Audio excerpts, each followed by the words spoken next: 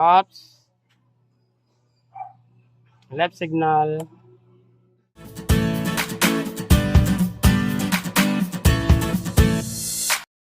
Good day guys, and for today's video, Yamaha Muse 40 ay bibigyan ko idea kung paano mag-install ng digital speedometer dashboard. Takot si Bossing mag-DIY guys, baka masira daw ang kanyang digital dashboard. Baka kasi hindi niya makuha ang tamang pag-connect ng mga linya na ito. Pero naman siyang manual guys at napakasimple lang siya sundan. Kaya lang naniniguro si Bossing na may connect ng tama ang kanyang digital dashboard guys. Baka daw ito ay masira at hindi na niya mapakinabangan. Sa dashboard natin guys, ang kanyang sakit na nakita natin ay Honda ang kanyang color coding. So meron tayong makita mga kulay ng wire na ito dito sa kanyang sakit. So meron tayong green, yan po ay ground. Yung black, yan po ay positive accessory. Yung yellow, yan po ay kanang sa gasolina. Blue right signal, orange left signal. Ito naman kulay pula, yan po ay positive accessory na input. Yung brown na yan is ang low beam natin na makita natin sa kanyang manual guys. So nandyan makita nyo siya. Yung blue naman is yung high beam. At yung blue white naman ay ang kanyang RPM. So yung isang socket guys na may tatlong linya is natin siya mapakinabangan kasi yan po ay para lang sa kung sakaling mo-install kayo ng FI. Since ang ating motor ay carb, so nunod natin siyang ikabit. So itong socket lang at apat na linya na pala na access ang ating kakabit sa kanyang digital dashboard guys. So may ituro sa inyo ang pagkabit ng mga linya guys. So, kasi hindi po siya plug and play na nakita ko sa kanyang harness. So, maaaring magkamali kayo guys kapag nirekta nyo ang pagkabit ng socket na yan sa kanyang digital dashboard. May dalawang babaguhin lang tayo ng linya guys o tatlo para may connect natin ang tama ang kanyang dashboard. So ito na guys yung sinabi ko guys, no, ito yung socket niya mismo sa stock ng kanyang dashboard.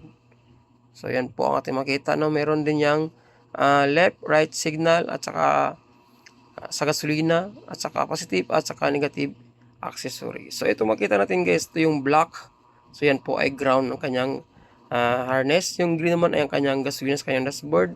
Yung light brown is sa kanyang positive accessory at ang dark brown ay sa left signal. Dark green naman ay ang kanyang right signal. So yan lang po ang mga coding guys, no. Kailang is hindi nagmamatch yung socket ng ating digital dashboard at saka yung stock na harness guys, no.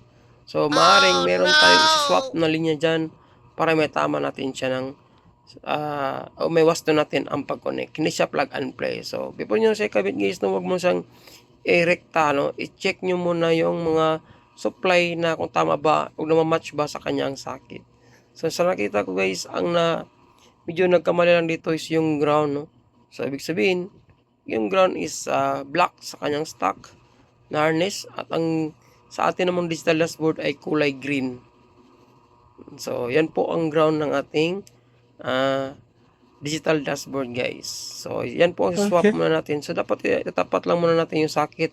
Huwag natin i-rekta agad ng itap. Baka masunog yung digital dashboard natin.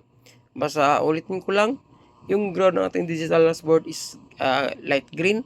At ang atin namang stock is black. So black po siya guys ha. Black po ang ground ng ating stock na harness. Kasi Yamaha po yan guys. Kapag black, yan po ang kanyang ground connection. So, i-pull out lang muna natin yung kanyang ground guys. So, yung kulay green ata dito. Tapos, ililipat lang natin kung saan nakaposisyon yung black sa harness. So, yun, nakita na natin siya. So, doon natin siya ikabit. Tapos, ito mga yellow na pinull out natin guys sa ating digital dashboard. Yan po ang kanyang supply ng ating gasolina. So, which is, ang dapat itapat natin dyan is light green naman sa kanyang socket. Hanapin natin yung light green guys kung saan nakaposisyon yung tinuro guys. Yan po ang kanyang fuel line ng ating dashboard na stock. So light green po yan. Tapos naman sa atin is yellow. So yan, i-match lang natin siya kung saan nakaposisyon yung light green. Nasa ilalim na bahagi guys, no, ang light green. So doon natin ikakabit yung light yellow. Sa tingin ko guys, dalawa lang ang nagkamali dyan na naipwesto ng manufacturer ng ating So yun, nakabit na natin yung yellow na linya guys at saka yung ground. So yun namang dalang signal light guys, yung left at saka right. Yung sa Yamaha natin is dark green at saka dark brown. Sa atin na mga digital is sky blue at saka orange. So yung positive accessory natin guys sa Yamaha is light brown at ang ating namang digital dashboard is black. Tandaan nyo ng mga binanggit ko guys, dapat hindi kayo magkamali. Kasi once nagkamali yan, hindi mag-function ang ating digital dashboard. So yun guys, na-match na natin yung mga linya ng ating digital dashboard. Ang kulang na lang dyan is yung red na input na positive accessory, which is kakabit natin yan sa input ng ating ignition switches. Yun yung pinakamalapit na part ng ating harness, no? So sa ignition switch na, yung kulay red is yung input. So yun guys, hindi na natin i-connect yung light brown na yan kasi wala naman yung low beam. A few minutes later.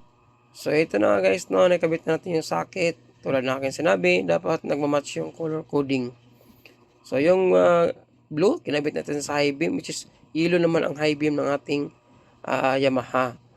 So itong brown, hindi natin nakabit kasi low beam daw yan, no? Sabi sa manual. So ang kakabit na natin is yung blue-white. So yung blue-white na nakaseparate guys, i-connect natin at magpapagapang tayo ng linya papunta sa ating stator, which is na-connect sa ating pickup coil o pulser. So meron kayong makita ang dalawang linya dito guys na white red at saka white blue. So depende sa linya na yan guys kung saan nakapaboro yung positive input ng ating pulser. Halimbawa kung nasa blue-white siya, automatic mag-function ang ating RPM. Kung hindi, nasa red-white. Kung sakaling hindi mag-function ang ating RPM guys. Nasa dalawang linya na yan kung halimbawa is hindi siya mag-function. So ngayon, try na natin yun guys, ang ating in-install na digital dashboard. So kung tama ba ang ating pagkabit. So natin. So yun nga guys, gumana na nga siya. Napaka-swabe tingnan. So natin i-check ang kanyang left signal. So yun. Sa left signal natin i-check natin. Pero yung zero guys, yan po ay sa kanyang speedometer, no? So kailangan natin pati yung fuel naka-function na siya. Meron siyang 2 bars, no? So yung left signal, gumana siya. Automatic hazard kasi hazard po ang ating switches, hazard po ang ating switch. So right signal, gumana rin. Tapos yung starter guys, start po natin siya para ma-check natin ang kanyang RPM kung marangkada ba. So yun, kinabit natin sa kanyang pickup coil guys na kulay red white. So yun guys, gumana naman siya, no? Kapag nire-rave natin siya. So yun, yung nasa baba na bagay guys, yung tumatakbo, yan po yung kanyang RPM mismo. So dito naman sa high beam, check natin kung naka-indicate pa. So kailangan i-on natin ang kanyang headlight. So mag-ilaw ang kanyang high beam indicator na kulay blue. So check lang natin guys. Yun, gumana naman siya, umilaw naman siya. So good sa pagkabit natin sa kanyang high beam. So yung zero guys, yan po ang kanyang speedometer. Ikakabit natin yan para kumpleto sa arkados ang ating trabaho. So yun guys, may part 2 tayo dito sa part nito, no? On natin ulit. Kasi kinabitan talaga natin siya ng bagong speedometer. Para makita nyo talaga guys na gumana yung zero. Left signal, hazard, off ang hazard, right signal. Tapos yung RPM, panda rin natin ulit. High beam muna guys. So high beam, gumana ba kanyang indicator ng high beam? So yun, good sa kanyang high beam. So dito tayo sa kanyang RPM guys. Panda rin natin. So yun, marangkada ng kanyang RPM. Itong bar nito guys, yan po kanyang RPM. Pati fuel, may 1 bar na kulay puti. Functional din. At saka yung speedometer guys, kailangan paikutin natin ang kanyang gulong kasi kinabitan talaga natin yan ng bagong gearbox at saka speedometer cable. So yun guys, tumakbo na siya, no? Naging 8, 6, 7. Ibig sabihin, gumana nga ang speedometer guys, yung zero na yan.